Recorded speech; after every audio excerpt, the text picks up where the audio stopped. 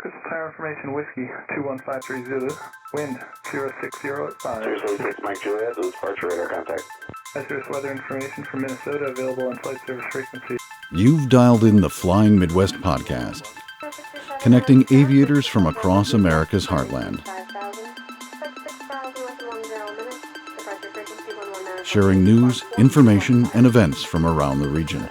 Calling Nifty 53 on over tower, roger, turn left heading 070, runway 9er, clear for takeoff. Sit back, relax, and join our crew for some hangar talk as we discuss a wide variety of regional aviation topics. Archer 71143, flying flag, runway 28 left, quick takeoff, left hand southbound first. And now, from our home at the Anoka County Blaine Airport, our checklist is complete, and we're ready for departure for another episode of the Flying Midwest podcast. Contact departure, have your flight. Well, Happy New Year, everyone, and welcome to the Flying Midwest podcast. I'm Maddie. I'm here with my co-host, Jim. Hello, Maddie. And Andrew. Hey guys, Happy New Year. I think this is a big episode for us, isn't it? It's a big episode for you guys. I don't know if I can really stake claim to any of it. I've only been a part of the last maybe 4 or 5 or so, but for you guys, it's the big 5-0. It is the 50th episode of our podcast. We've been running for 2 years now. And I wouldn't say you haven't been a part of it because we've had you on from time to time and you've been an avid listener from the get-go. So you're certainly welcome to the party. How about that? I'll take any invite I can get. No, but I have enjoyed listening over the past, 2 years, 2.5 years? 2 years. 2 years, exactly. 2 years since we released. So on this special episode, we're going to cover a few things. We'll talk about our favorite guests, and that will include allowing Badger to talk about his favorite guests from the perspective of a listener. We'll talk about some of our highlights throughout the years, as well as play some clips as we go. And we'll have a special interview at the very end that I'm not going to spoil just yet. So you'll just have to listen and find out. Ooh.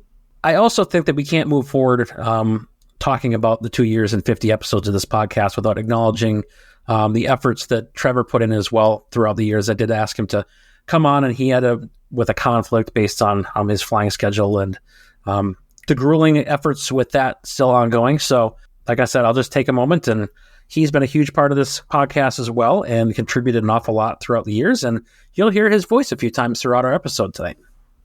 I just remember getting roped in as a featured guest and turned into me being here for 2 straight years. Yeah.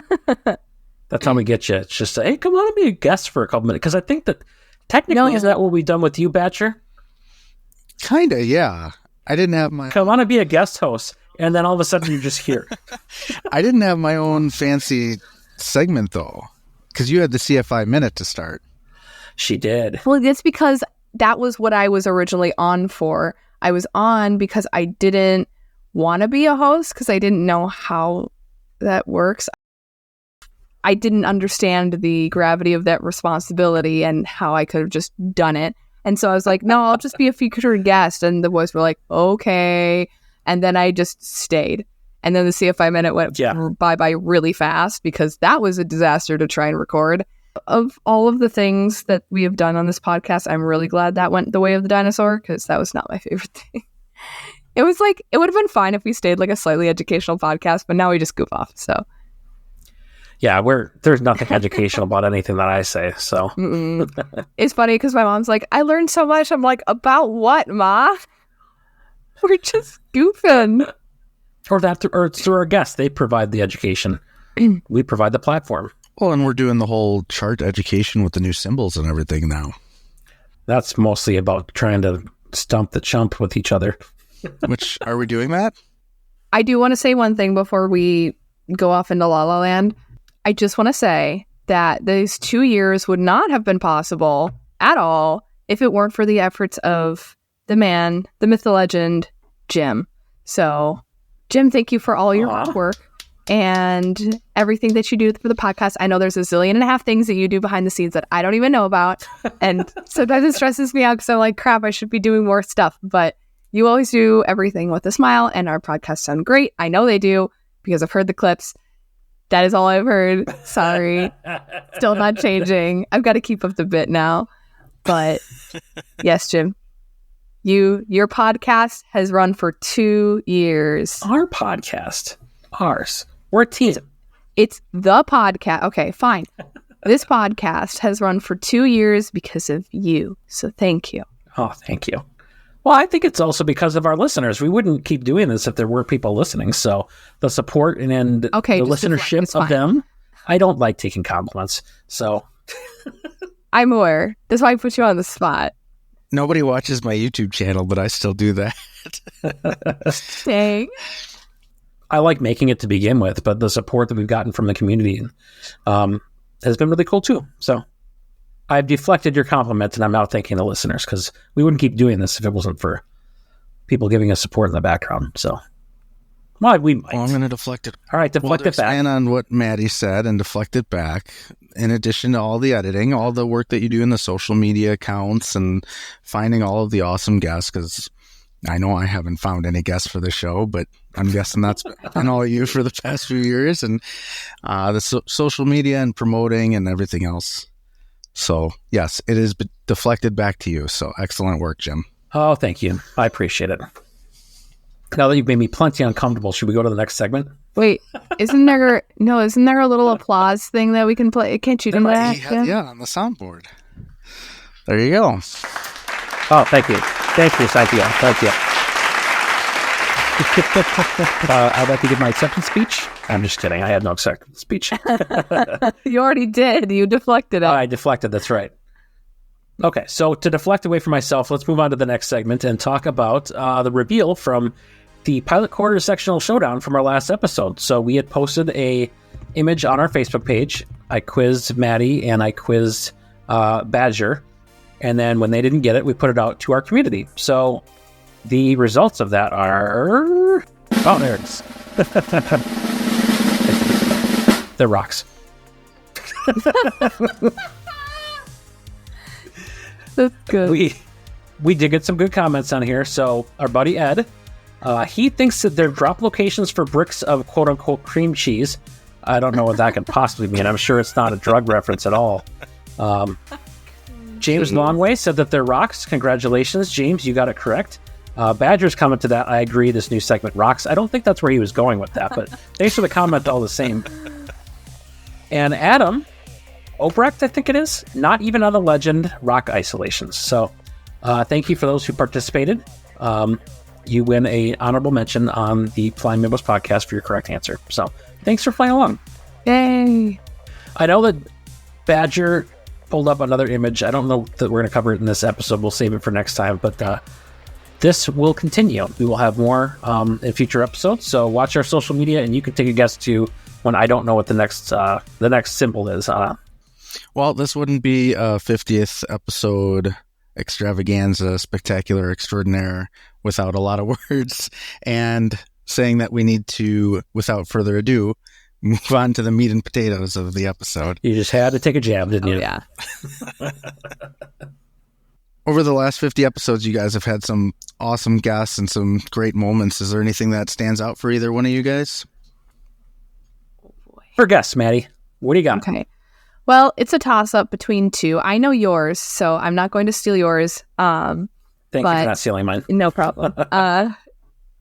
It's really hard. There are a lot of, we've talked to so many really, really awesome people, some of which I know, some of which were completely new to me, but friends we've made along the way. However, I think if I had to pick, can I pick two, please? Can I get a pick two? I'll allow it. Okay, great. I think the first guest, was just absolutely so much fun to have on. One of my contributions, because I don't get to contribute guests very often, was Liz Cayley from Jeppesen. So I think hearing her talk, it's like she's so passionate and excited about everything that she does. And talking to her in real life is exactly the same. And going from meeting her by chance at her signing my instrument book back in 2019 to her being on my podcast or our podcast, it was a huge deal. I thought it was just so much fun. But I think the reason I have to have a tie is because I think having my old chief pilot Lauren on during Oshkosh is something that just like lives in the brain, you know? So having him on, you know, especially, you know, because he wasn't around for a lot longer after that, like we didn't know, but having him on and being able to talk to him about his passions and airing that out into the world. And so basically the world know that of him and what he's done, I think was the most impactful for me. So had to have two. Sorry, I can never just choose one. Yeah, and I think on the topic of Lauren too, that was really special because of just the way that we were able to honor him after his passing. Just the timing of that was awful. But to be able to still honor him and have something for his family to remember him by too of his love of aviation was really cool. So, how about you, Jim? All right, my favorite guest. It was special to me just because of the connection I had way before I did any of this aviation stuff and podcasting and all that. So mine is probably no surprise to anybody is Richard McSpadden.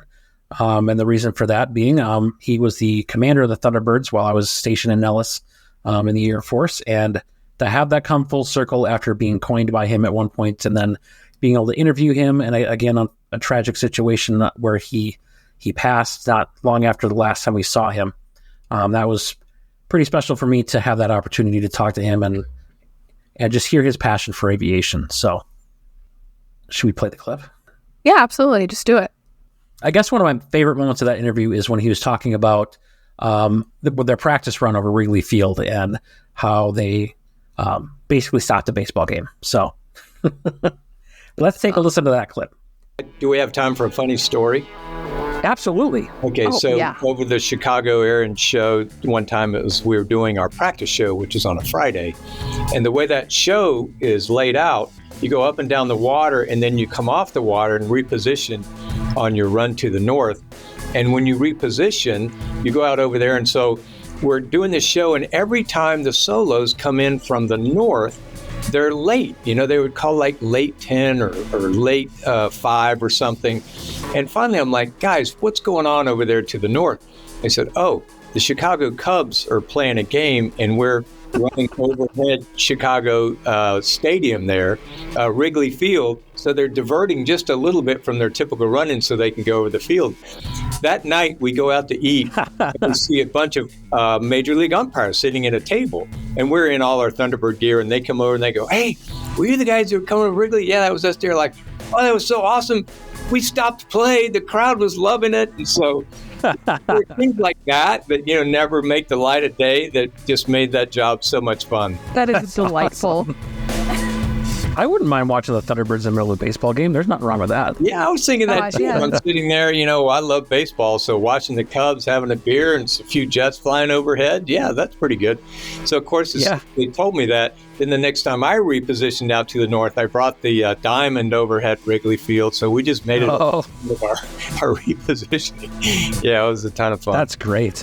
I still think that's a funny story where they stop a baseball game with their flying antics and we're able to run into the actual umpires at dinner and talk about it. That's so awesome. All right, Badger, who's your favorite guest?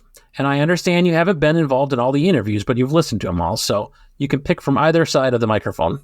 I'll probably go from the listening side. And like Maddie, I kind of have two in mind, but it wouldn't be a Flying Midwest episode without bringing up Brian Turner, right? And he has... Yeah. What's this guy? Some little YouTuber, just plain silly. Yeah. I've been a fan of Brian Turner since I started looking into flying a few years ago. And I've always loved his videos, and I was not sure how he managed to end up on a Midwest aviation podcast, being down from Texas, but that whole episode was a lot of fun. I still crack jokes about the J3 Cub Nordo fly-in, come on in and crash the party. And his whole... It's really funny. Oh, and his whole hot take on the aviation unpopular opinion about tailwheel might make you better at taxiing the fuel pumps. One of my goals in the next year or two is to try and get a tailwheel lesson or two, just to see if I can prove him right or wrong. Excellent use of resources, if it helps. my mom surprised me the other day. She actually, without any context, and my mom doesn't usually do this, called the Midwest the Middle East. Like, she referred to the collective place as the Middle East. I'm like, Mom, is that is that a podcast joke? And she's like, yeah, he's right. And like, I'm not supposed to say that. Don't encourage him. He's not right. Don't say he's right. It was so funny. I just appreciate He did that. refer to us as the Middle East. The Middle East. And it's funny that my mom, not being, she's not an aviation person, I didn't think any of this would stick in her brain. It just tickled me pink that she just busted that out from like the innards of her brain of the Middle East. I guess was it as impactful to her as it was to us. Yeah. I think now is a perfect opportunity to actually play that clip so that you can be reminded about the definition of what is and what is not the Midwest or Middle East or the middle. In bigger and more important news, the state of Kansas has formally announced its intent to secede from what is considered as the Midwest.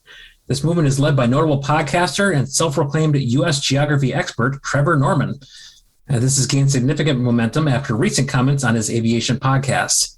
Kansas will join Colorado in forming its yet-to-be-named region of the country.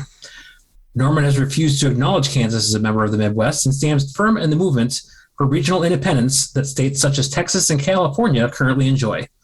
He promises to continue to be a voice for change for Kansas. Well, you guys know how I feel about the whole Midwest thing and the geography of the United States. So I think Colorado is the Midwest. Would you like to join too? Texas is the middle. Colorado is the Midwest, and you guys are in the Middle East. That's how this works. If you put a line down the middle of the country, that's the Midwest, and there's the West. So I think you Midwestern people don't want to admit that you're on the East side. Isn't Texas like its own thing, though? Texas is okay. I'm not like a Texan. I'm kind of here because my family's here. I'm not part of the here. I don't fit in. Mid East. So basically like Turkey, right? Yeah. Mid East. Makes sense. So, in what light sport lobbyists are calling a, quote, unprecedented win for general aviation, the FAA has announced that they can no longer keep up with the uptick in medical applications. In order to combat this, the government entity has begun to send sport pilot certificates to qualifying new candidates whose medicals are considered acceptable, which the FAA has indicated to be, quote, healthy and fit to fly, but has had one of those medical conditions we don't talk about, end quote. The FAA, instead of becoming more updated with their handling of medical conditions, old diagnoses, and, well, pretty much everything else, has decided that the sport pilot is the way to go for most folks. We have yet to hear if these special sport pilot certificates can be traded in for an actual medical sometime in the future, or if this is just early career denial. Instead of just denying you outright, they're just going to send you a sport pilot certificate and let you do your own thing. I think that's a fantastic idea. I think they should have a sport pilot version of everything. Like I never wanted to go get my instrument rating because it was such a pain. I just wanted to get like a sport instrument rating just for pop-up clearances, just so I could do. I don't care about doing approaches, but I don't like being socked in. But no, I think they should have a sport pilot medical. Everything should have the sport. Like, do you want to do this thing, but you don't want to put in all the effort? They should do it. I like it. I like to think of this as a light sport podcast. So. Calling all Super Cubs, the Johnsonville Municipal Airport invites you to its annual Nordo Fly-In. They will have special seminars on see and avoid dynamics, tower at airport light gun signals, and traffic pattern cutoff maneuvers. All transponder, ADS-B, and radios are strictly prohibited. Come on down and crush the party. That was the best one. I mean, that was a really well-written news story. Sorry. I mean, that was recording that episode. I think it was the one with him and Andrew Hughes, the app one. Oh, the METAR AF episode. The METAR AF, yeah. I mean, it didn't make it into the episode, but we stopped recording, and then we just got really existential for like 45 minutes. That was probably my favorite in terms of like a connecting with other people on a very human level kind of thing on the podcast with Ryan. I was like, wow, we were getting super meta right now. Yeah. And it was cathartic. It was cathartic. It was good. It was good stuff. Well, and then the next week, you guys had the actual tailwheel pilot come and try and give a rebuttal for the the statement of tailwheel pilots aren't necessarily better pilots. Yeah, I think that's a good segue to our highlights of our favorite moments throughout the course of the podcast, since we're already here. That was a good time when Brian proclaimed that tailwheel doesn't make you a better pilot, just makes you better at taxiing the fuel pumps in him. And we brought in someone to... So I think the best way to continue with this is to actually play his debate with Tomas to see who, in fact, is the better pilot, the tailwheel pilot or Brian Turner. We all know the answer to that because he has the webpage, World's Greatest Pilot. So it has to be true. Brian, what's your unpopular aviation opinion? My unpopular aviation opinion is 100% unsubstantiated. I refuse to accept that the tailwheel makes you a superior pilot. I'm sure it's hard. I'm sure it's different. I think if you want to convince me that something you only use on the ground makes you a better pilot, you're full of it. It might make you better at taxiing the fuel pumps than me, doing the S turns because you can't see over your nose. I don't have to get zero time to tailwheel aircraft. Maybe I'll go get it and I'll be like, it makes you a better pilot. But any honor or dignity you may have left, we'll allow you to defend it against the unpopular opinion you may have brought to our podcast at one point in the past. Oh boy. Do you recall that comment? I think I know where you're going with this. Yeah. I'm going to struggle to back it up due to my lack of experience and knowledge, but I will die on that hill for no reason. I think that you're going to have an opportunity to do that real soon. Tomas Eisnagel from the Instagram Flying Tandem is going to be on in a second, and he is prepared to defend his unpopular opinion that you're wrong. I don't know if specifically about that topic or if he just thinks you're wrong in general, but we're going to find out. He's right. I don't know. Uh-oh. The problem is I don't know what I'm talking about, but I'm willing to just pretend. Tomas. Okay. Yeah, sorry, I'm on hotel Wi-Fi. That's the best kind of Wi-Fi. That's the tailwheel of Wi-Fi, I've heard. So it starts. We'll do this like presidential debate style, and not the presidential debates where I say you have 2 minutes and you go on for 15 about the benefits of carb heat, which have nothing to do with tailwheels. We're going to stay on topic. Are you sure? Yeah. I'm a great moderator. All right. I'm not a tailwheel pilot, but I am definitely a carb heat pilot. I see. You just want to try to get to a topic you're going to be comfortable with. Like carb heat, I've got that. Oh, I'll argue about carb heat all day. I know that way. It's 108 degrees at 10 p.m. in Texas.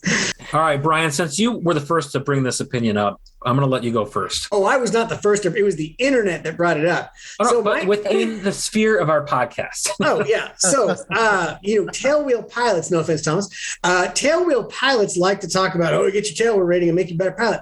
Or, that's what they say.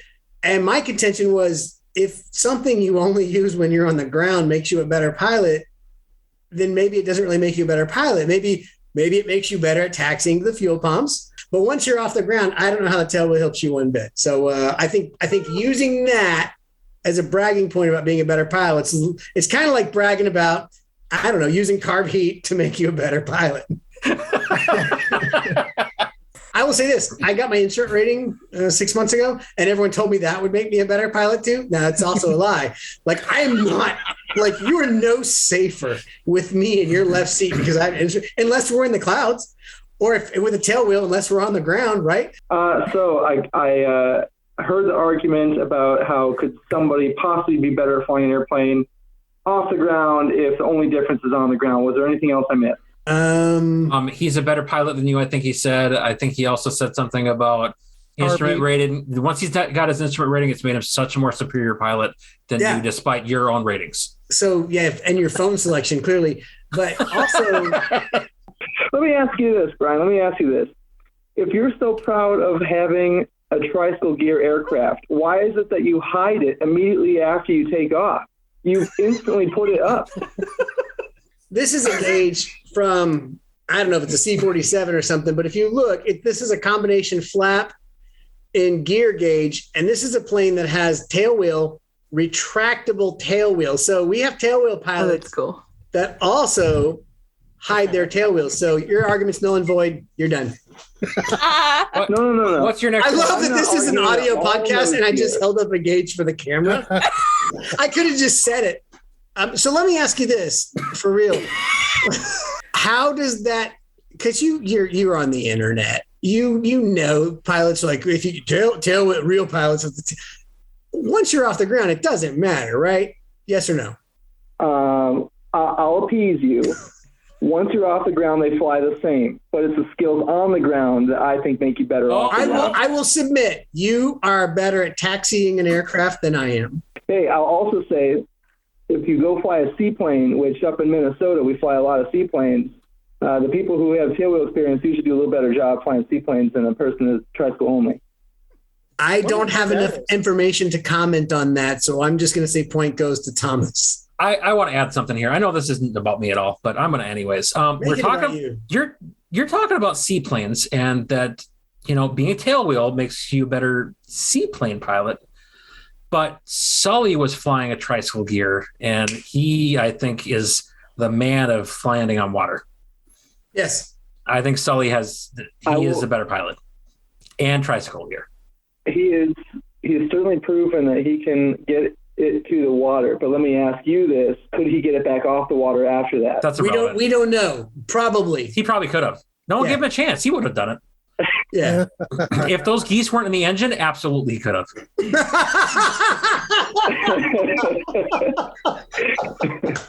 That's pretty good. That's a pretty good argument.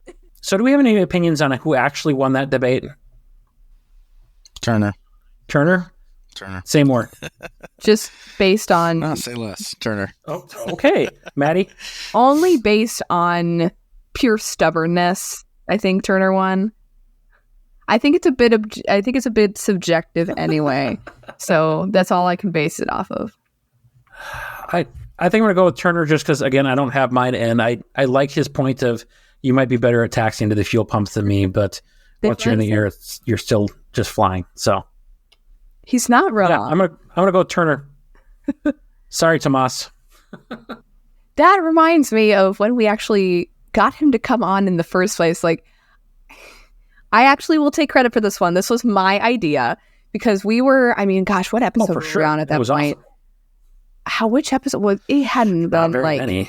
It was less than 20 for sure. I was like, you know what? April Fool's Day is coming up and we don't have anything planned.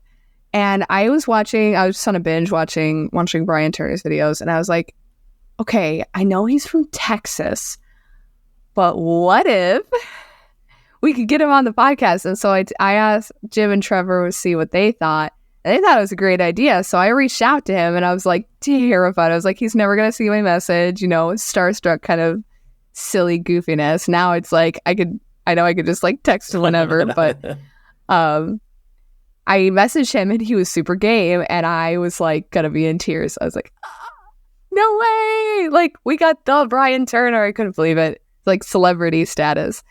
Yeah, it was like the 8th episode. And I think it's funny because you're talking about, this is for an April Fool's episode, and the best fool we could think of is Brian Turner. Oh, yeah.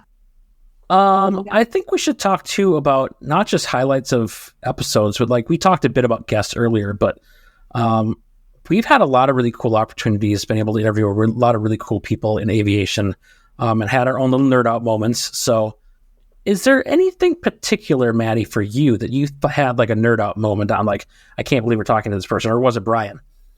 Or was it Brian? Brian was definitely the first one. I was like, oh, starstruck kind of thing. And then I noticed he was a nerd like the rest of us, and now it's cool. But I've had that moment a lot.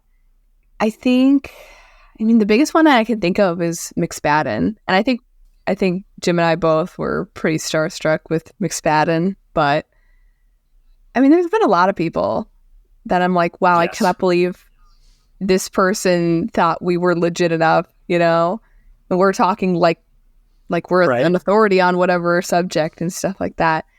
I just think that opportunity has been super cool. I'd have to agree with that. And I think for me, outside of McSpadden, I think my next big nerd out moment was Rob Ryder.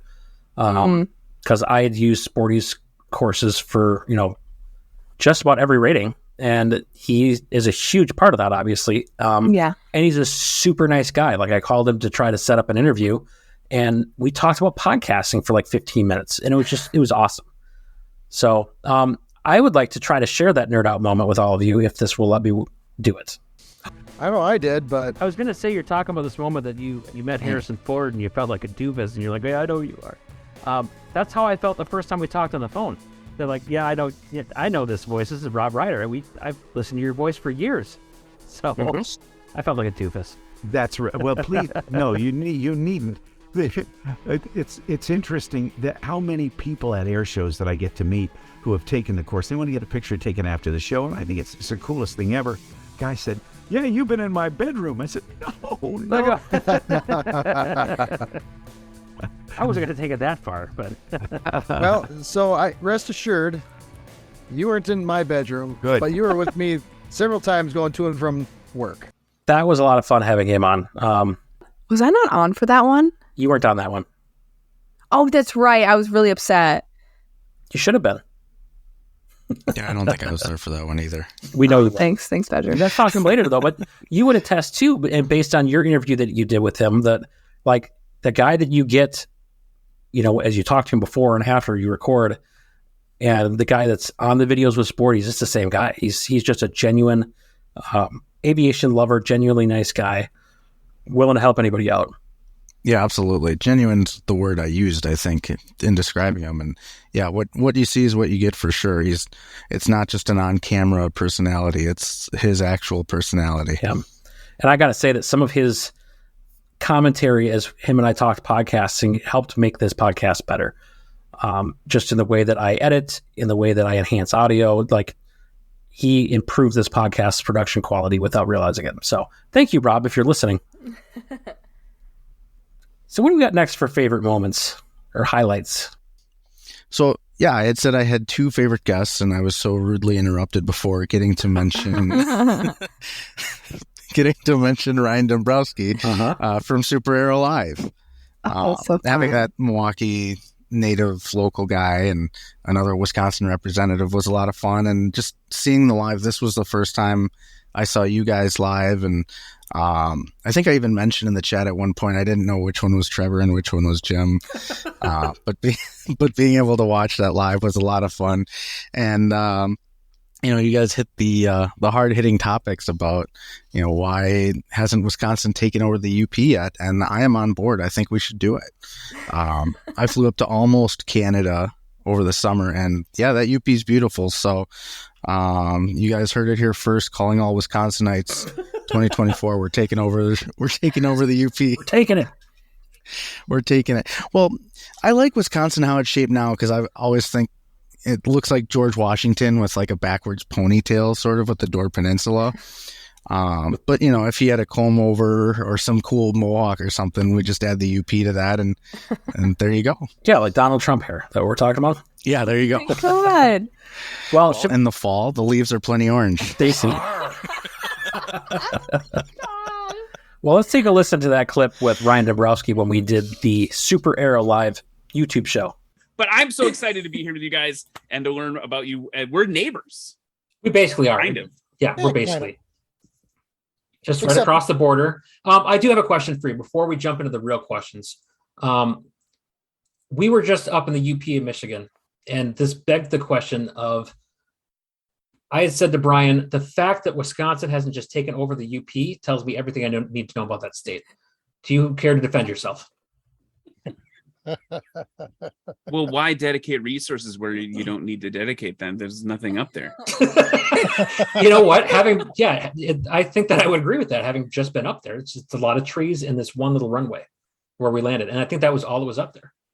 You can see where Wisconsin stops, because then it's just trees. Yeah, it's beautiful up there, though. Oh, Seriously, yeah. It's beautiful up there. I don't know if there's like any tactical value to acquiring the UP for Wisconsin. It's more lakefront. That's true. We have like this little I gotta remember that we're all like, a lot of people are only hearing this. If you look at your hand, your right hand, your thumb is like the little peninsula of Wisconsin. And so we have that, and that's kind of all we need. We don't need all that UP stuff. But that said, one of my bucket list flights is to go do like a circumnavigation of Lake Michigan. Okay. And that would involve a lot of UP, Mackinac Bridge, all that cool stuff. So that's like kind of on like, since we're talking like Midwest flying Midwest, that's a big thing that I like to do there. So hopefully the people from the UP aren't going to unsubscribe now that I said that nice thing about I did start it, so I think that you can deflect and say it was the podcast guys. This wasn't me. I'm still loyal to you, my UP fans, because I very brought aggressive. It up, so. Yeah, these Minnesotans are super aggressive. We're super aggressive. Do you hear that? You heard it here first. Minnesota passive aggressive is more like it, but oh yeah. I do want to point out too, I got a chance to meet Ryan over Oshkosh 2023, and nice. I ended up crashing his party. I don't know if I was supposed to be there, but we had a couple mutual friends that sort of invited me along, and super gracious and inviting, and same with Ryan. You know, what you see is what you get, and super nice, super kind and welcoming to everybody, and super awesome guy to just watch on Boeing Plaza at Oshkosh. Yes, he's very good. Interviewing people. Yeah, he's awesome at that. I heard his voice, like basically everywhere I went. I was like, I know that guy. Another awesome moment that I remember, well, it wasn't a moment. It was a whole like many hours with Kerry McCauley and his flying adventure stories. Man, that dude like I can still remember how he told his stories, and like you guys know that I'm like in one ear and out the other when it comes to like just hearing things. Like I can read and remember, but I can't hear. That's why I can never remember anything that happens on this freaking podcast. Anyway, but most of the things I say, basically. Yeah, right. Carrie's stories were just so vivid. Oh my gosh. One of the coolest stories that I think he told is just as far as a wow factor was buzzing the pyramids in Egypt when he had that really super important guy on board, and he's just like, yeah, it's chill. Do you have that clip, Jim? Can we play that? I got to ask you. You mentioned in the Fast 5 questions flying through the pyramids or buzzing the pyramids in Egypt. How does one get an opportunity to do that?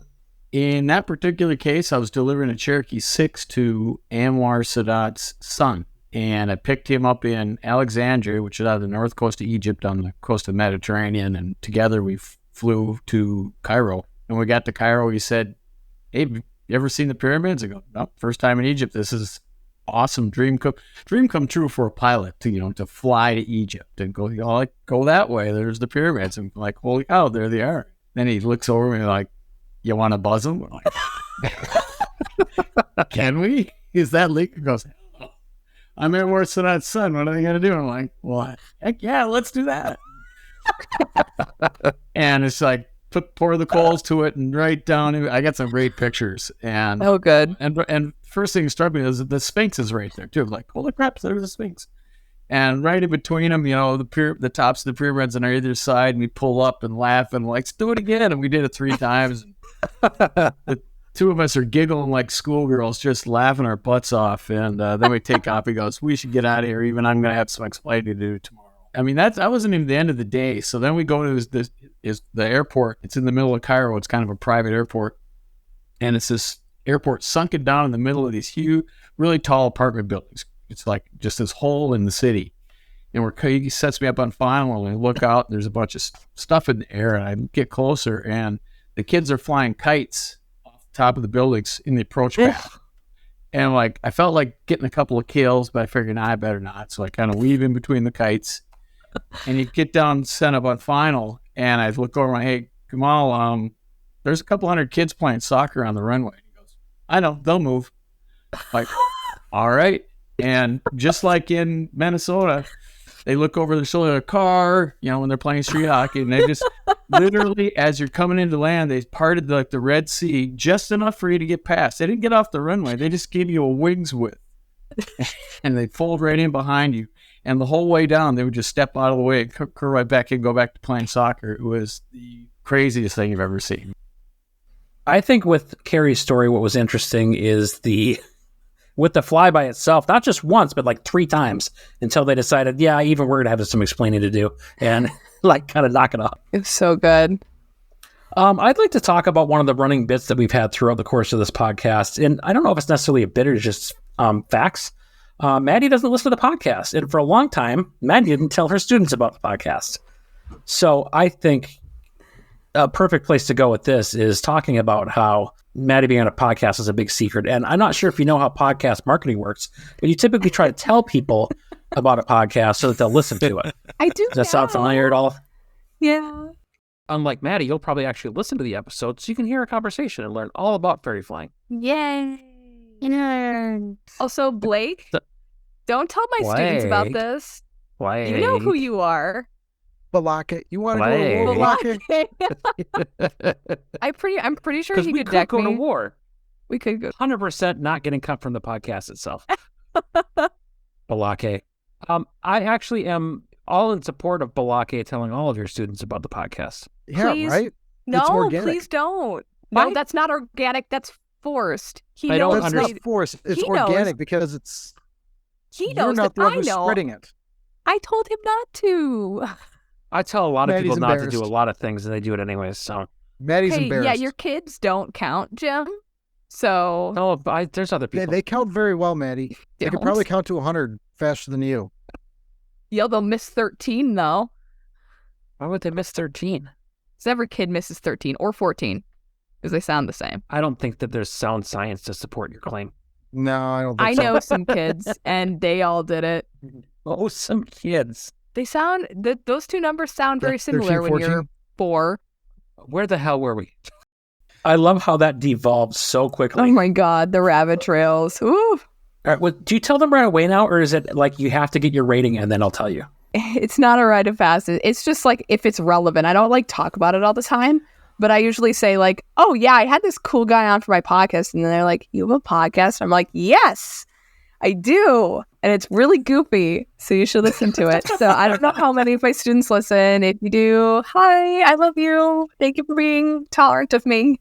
So it's not like when somebody solos, it's not, they don't get their shirt back cut off. They don't get like a fancy hat or something. It's, hey, I got the secret. Congratulations on your solo. I have a podcast. I did actually used to give, so I would give my students, and I still do, I give them, when they pass their check rides, I give them bookmarks that I make, just for funsies.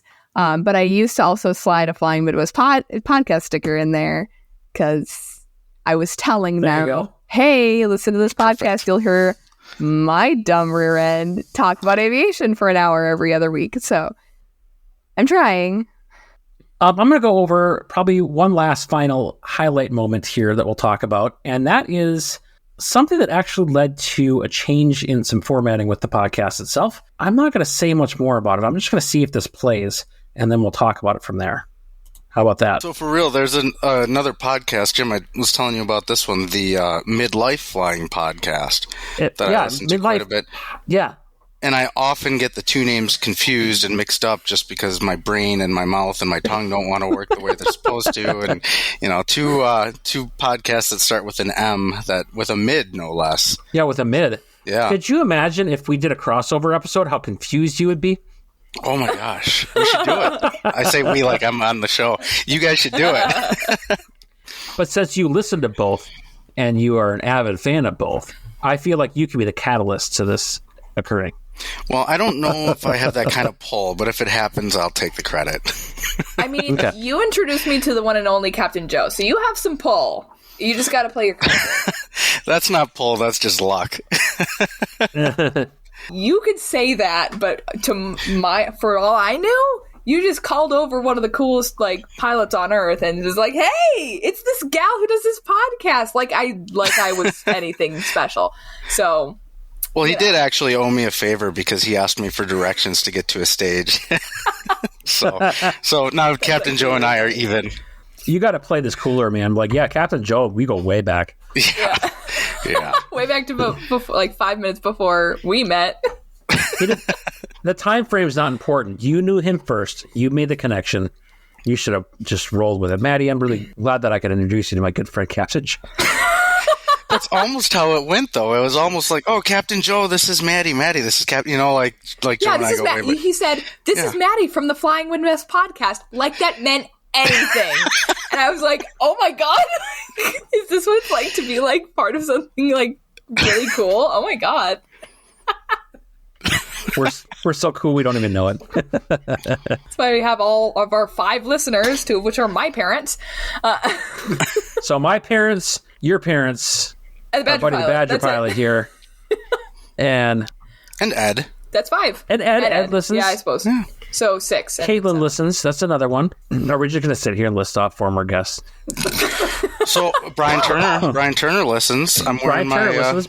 So you're wearing the hat. Yeah. So I'm wearing the hat. I was ready. I didn't know I was going to either wear the Brian Turner hat or I've got my AOPA hat for the Richard McSpadden episode. Your viewers don't see this. This probably won't even make the episode anyways. I've got my Dangerous Flights, Carrie McCauley autographed. Holy cow! Look at you. To the Badger Pilot. To the Badger Pilot. I gotta go visit him at Osh. I've got my Sporties You Can Fly Ground School. Like, go take your risk. That's for Rob Ryder. That's a regular sheet of paper. That's for Rob. With Sharpie on it. I couldn't find the actual one. It's representative. It's an audio podcast. Your viewers won't hear it. I've got my 70th anniversary sport aviation for Dick Lipinski. And of course, I have my METAR AF telling me that the dew point is 10, which is also how many times I'm going to bounce my landing today. I don't know how they always get it right. They always get it right. It's genius. They always get it right. You've gone to another level with this, my friend. I am with props very impressed. And everything. Wow. Look at all the props you brought to an audio podcast. Yeah. Which is also another tip of the hat to Mr. Brian Turner. Well, that was the whole goal. Yeah, absolutely. Yeah, that last episode you heard us talk about, you bring something visual to every episode that you're on. And you have outdone him just by a mile. Well done, sir. Well, I gotta. This is awesome. So let me explain why I think that's a special moment. At that point in time, we weren't looking for another host or anything like that. But as we got down the road and the opportunity presented itself where Trevor was going to have to step away because of all of his flying commitments and military commitments, and we were talking about maybe looking for another guest host, that clip popped in my mind, and just the comedic timing, the chemistry that was there, I thought it would be worth checking out to see if Badger would be a good addition, and clearly here we are. So my favorite part of that clip is you're talking about, I say we like I'm a part of this, but now here you are. Here I am. I think I'm almost done with my probationary period, and so we'll be the judge of that. Might actually. But now I feel like I have work to do. I have to get the midlife guys on here now and hold up my end of the bargain. Yeah, I'm throwing down the gauntlet now. Now you have to do it. Yep, there you go. Well, welcome. We're happy to have you. Well, thank you. I'm happy to be here. And Ben, Ted, and Brian, I know you guys are listening. Come on over to what do we call it? The Midwest Midlife mashup or something along those lines. And I love it. We'll get those guys on here. That'll be so fun. Well, should we talk about some analytics about the podcast itself? This might be nerd stuff, but it might be interesting to hear. I don't know. We'll see if you guys are surprised by any of this. This will include talking about how many all-time downloads we've had and episode rankings. So if you two had to guess, where do you think we are numbers-wise? In 2 years of this podcast, how many total downloads do you think that we have?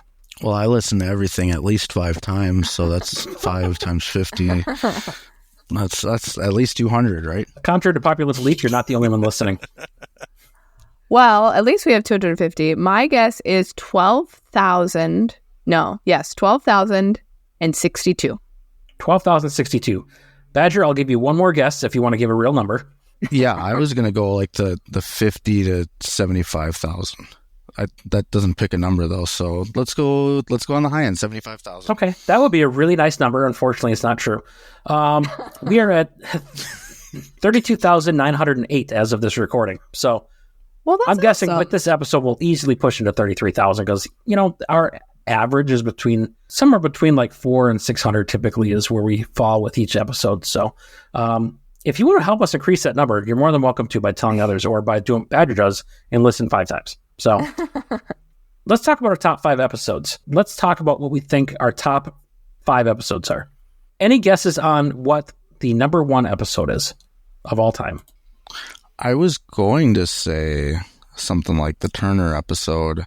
Okay, I'm going to go somewhere in the area of the Rock Your Pixel Wings, Sim Venture, Metar AF, McSpadden, the Air Venture Call-In Extravaganza. That's not one episode. That's like 6 episodes.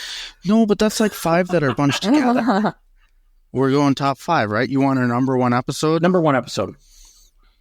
I want to say it's McSpadden. Maddie, you're going to lock in with McSpadden? Yep. All right. McSpadden for Maddie? That was really close to being my first one, so I'll take $1, Bob.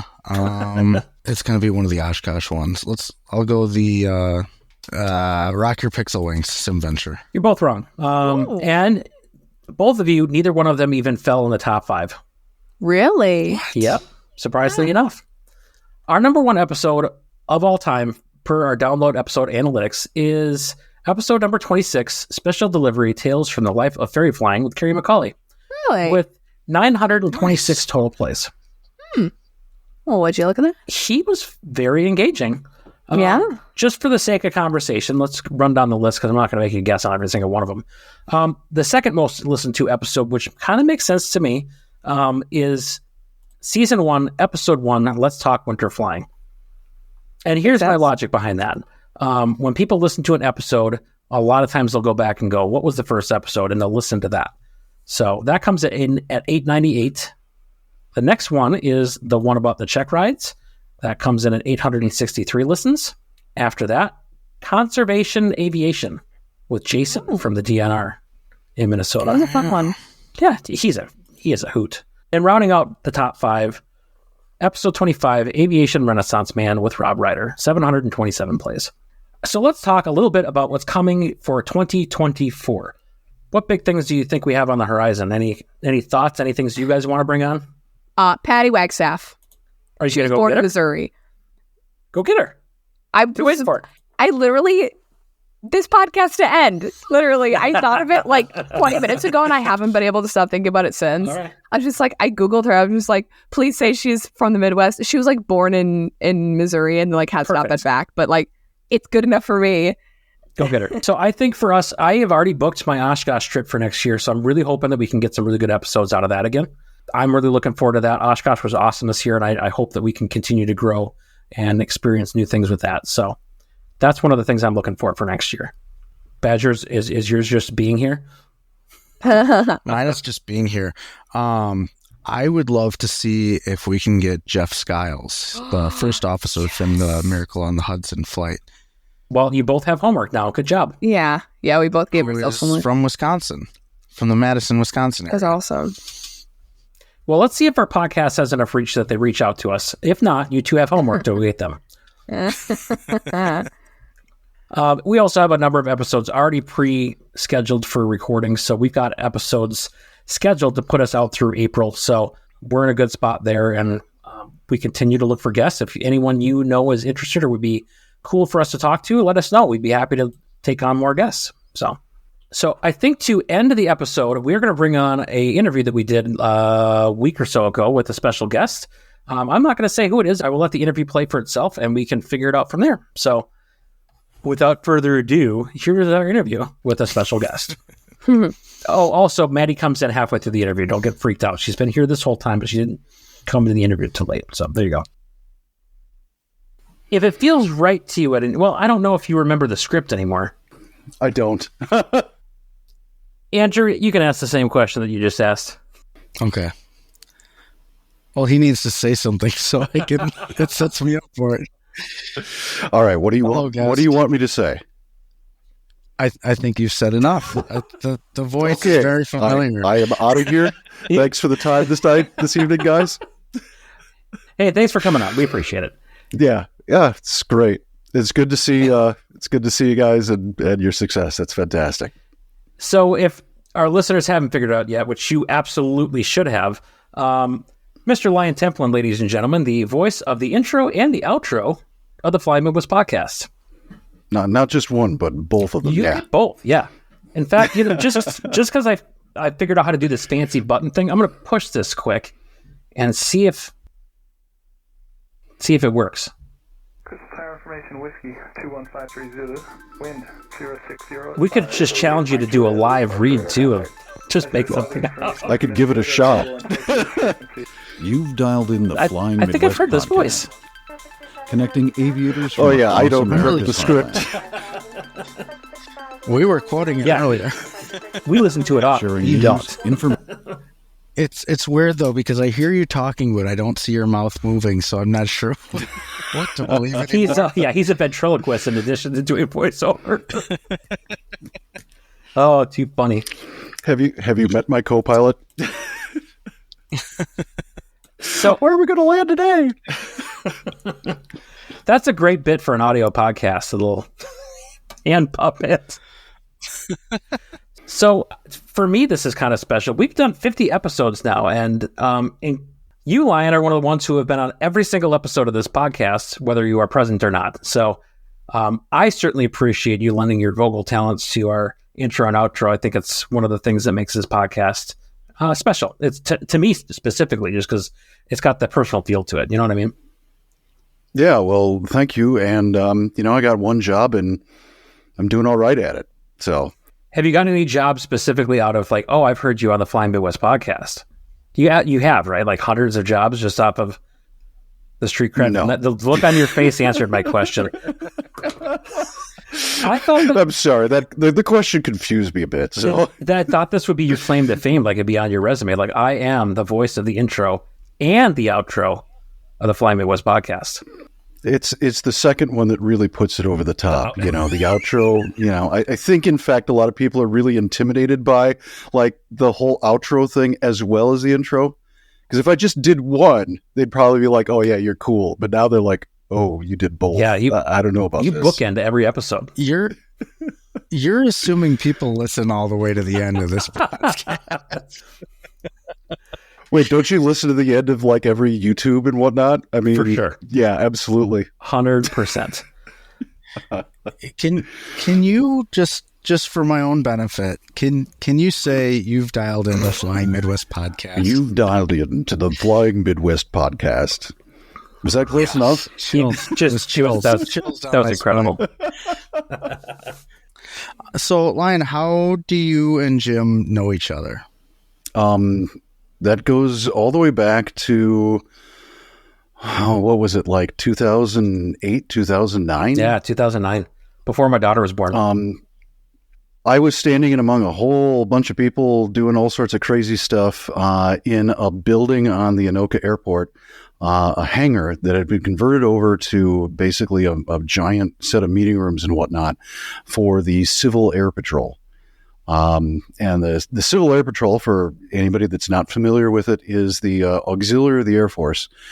So, non-military, but we serve the Air Force in a lot of different ways, including one of the big ones is search and rescue, inland search and rescue in the United States, and some shoreline stuff too, like in Hawaii. For the most part, back in those days, we spent a lot of time doing a lot of shutting off ELTs and whatnot. ELTs were back in the 121.5 days.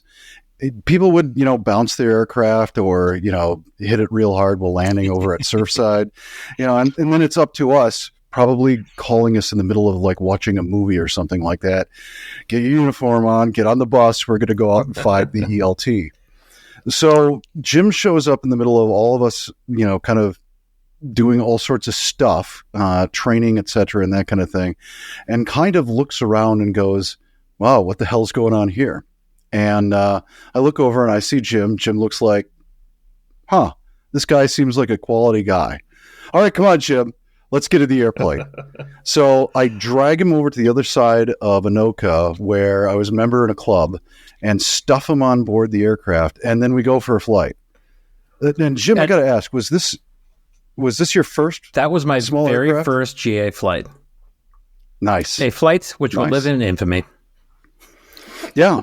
And so we went and flew around and I talked about search and rescue. I talked about, CAP as a whole, what we did and whatnot, and my whole thing with Jim is like, oh, this looks like a decent guy. And, as I'm talking to him, he seems like a smart guy. I'm like, let's get him. You hadn't known me very well yet then. So after that flight, Jim kept coming back, and from there it kind of turned into, cap buddies. We did a lot of preparation for search and whatnot, and shutting off ELTs and training for all that, because all of this stuff they're really specialized skills that nobody else has. Like, there might be a couple guys here and there that say they're good at it, but cap, they're the ones that really do the job. So we spent a lot of time working on that stuff, and it was a really good time. We had a lot of good adventures just doing our training. True story. There was never any shenanigans involved in any of our training or anything like that either. So we had a good time. Look, we did have a good time, and training should be, I don't know, some kind of fun. Yeah. So we did all sorts of stuff. I mean, let's see. I do remember us going out a number of times searching for like an ELT, a practice ELT. Yeah. It's on a different frequency. And I would stash it somewhere in the north of the Minneapolis area, and, the team would have to go find it. And so imagine all these guys, hopping out of one of the big 15-passenger vans on the side of a county road, traffic and whatnot. And they've got all the, they're all in uniform, combat fatigues and whatnot. They've got all this gear and whatnot. Antennas and whatnot are popping out, and they're all spinning around in circles, listening to bleeps and bloops and whatnot. And every motorist that drives by us, looks at us like we're crazy. So, I don't really help with it either, because one of the direction finders, or DFers we call it, it's the box that helps us find out where the ELT is. So this thing is covered with antennas and blinking lights and whatnot. And I stand on the side of the road on the edge of the group, just pointing it at oncoming traffic, like I'm reading their speed or something like that. Not people were not a fan of that, but you got to have a good time with it. I thought it was a really good time. Yeah. It was all relevant stuff, and we had a good time doing it, because all the skills that we were learning at the time, they would all be absolutely necessary when we had to go into the field for real. And it was. We, on a regular basis, every week or two, sometimes fairly often, we get called and there's another ELT on. So a lot of the jets and whatnot, they've got 121.5 guard running, at altitude. So they're up 50,000 feet, or I'm sorry, 30,000 feet. And they hear the ELT, and they just tell tower somewhere, hey, or center, hey, there's an ELT down there. Well, if you do the math, that's like a 5-state area that they can hear. So somebody's got to go out into the field and find out where the damn thing is, and then preferably shut it off. So we had a lot of adventures. Yeah, we had a lot of adventures finding the ELTs, and then after that, finding the owners to get it to shut off. So as long as we're reminiscing, I think that one of my favorite stories with you is hanging out in Duluth for a week unintentionally after we quote-unquote stole an airplane to get there in the first place. Hey, there's a lot to this story. Yes. I don't know if you have time a lot to this story. Hello, gentlemen. Hi, Maddie. Hello, Lion. How are you? I'm all right. What did I miss? Sorry. Badger asked how he and I know each other. Badger asked him to say you dialed in the Flying Midwest podcast. It was amazing. Great. And since this is a 50th episode moment, I do want to play a little clip from Lion's episode just for funsies. Actually makes several callbacks throughout the series of this podcast. I think Lion already knows where this is going because he's laughing. I'm going to try this. This is a real podcast, right? No. I don't know how we do it, but yes. At the end, it turns into one, but it takes about 7 hours, I think. So a clip which will live on forever because we mention it regularly when we start goofing off with guests. So to that comment, sir, after 50 episodes, I say in your face. I mean, you got your production values up slightly, so I mean, sure. And our goofing off is only up or down slightly. Right. So yeah, that's true. We learn to get our wiggles out. I mean, if we get out 50 episodes, though, that makes us a real podcast, right? Because I think at the time you said that we were like 3 or 4. Yeah, I think I was on very early. Very early. It was not yeah. a real podcast at that point. No, we were so my disorganized. And I mean, we're only slightly more organized now with our show notes before episodes. So, hey, that's a big improvement to actual show notes. That's a start. it is. What a lot of people don't see in the background is that we have a Google Doc. Each of us have it open throughout the episode. And it has a list of questions and who's going to ask what so that we're not jumping all over each other. And if we do want to jump in, we typically will type it in the show notes so that we can all see it. So It makes for a lot less awkward silences. yeah, it took like 50 episodes to get there. But Congratulations. You're a real podcast. yes.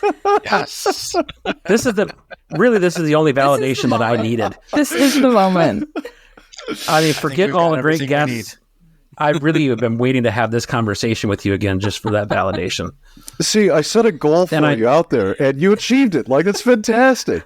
We did. We crushed it. I remember when you said it's all thanks to you. When I heard you say that, the sound of like genuine concern and confusion, like you're not a real podcast. I'm like, gee, I guess not. What do we do to fix that? And well, it took us 50 episodes, but we got there. Yeah, we certainly hadn't made it. Squeaked it under the door. Yeah. No, I actually, to the whole thing. I haven't talked to Badger and Maddie. I've talked to Jim on and off since the whole run of this thing, and I'm really impressed with everywhere you guys have gone.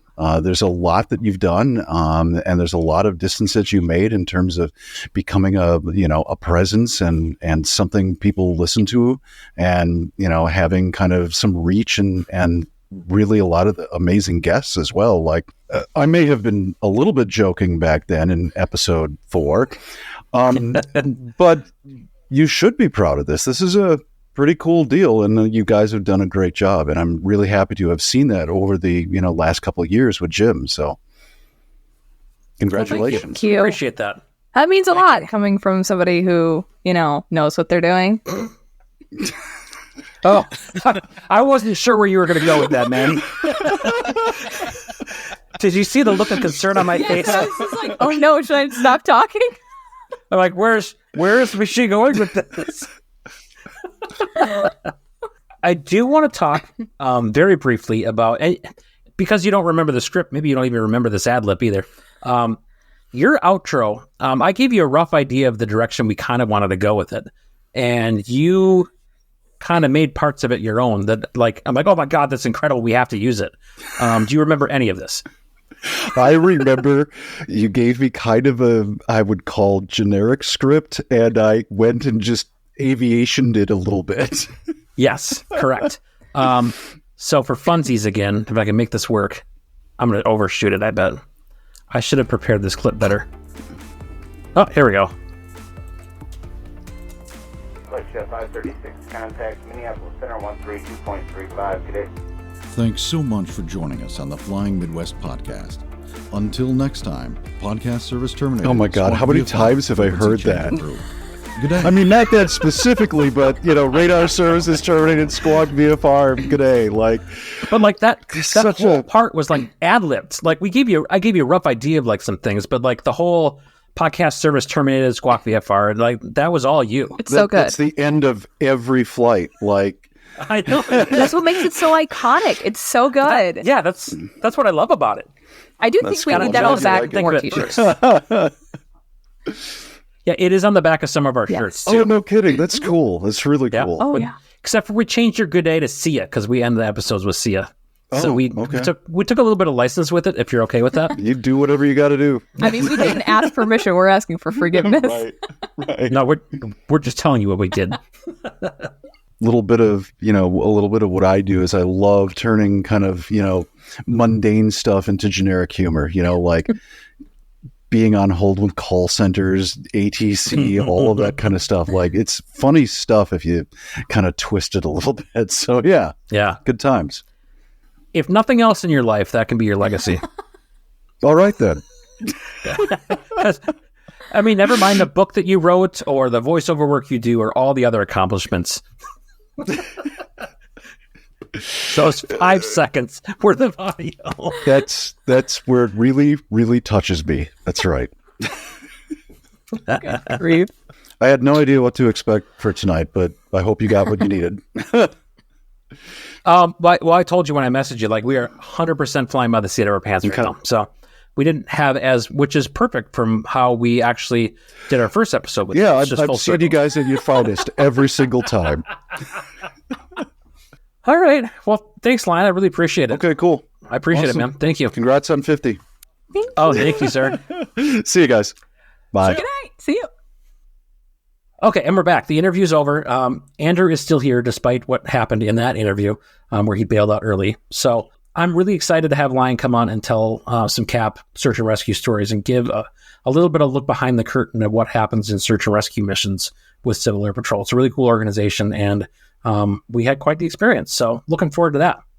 Well, do you two think we should wrap this thing up? All good things must come to an end, except for this podcast. We shall continue into 2024. The episode will end, the podcast will not. So come back and bring your friends. In the meantime, while you're waiting for the next episode to come out, be sure to check out past episodes and all the cool merch that you can find at flyingmidwest.com. That's right. And if you want to bring up any of your episodes that you thought were favorites, share them with all your friends so they can move up in the rankings. We can have a little competition. Which guest wants it the most? Share the episode with your friends and get your numbers up. If you want to reach out to us or contact us or have any other ideas that we should bring on for an episode, reach out to us on any of our social media or by email at flyingmidwestpodcast@gmail.com. And, as always, until next time, see ya! See ya! See ya! There we go. That's 50. Woo. That's 50. That's 50. Oh. Flight Chef 536, contact Minneapolis Center 132.35. Good day. Thanks so much for joining us on the Flying Midwest podcast. Until next time, podcast service terminated, squawk VFR, frequency change approved. Good day.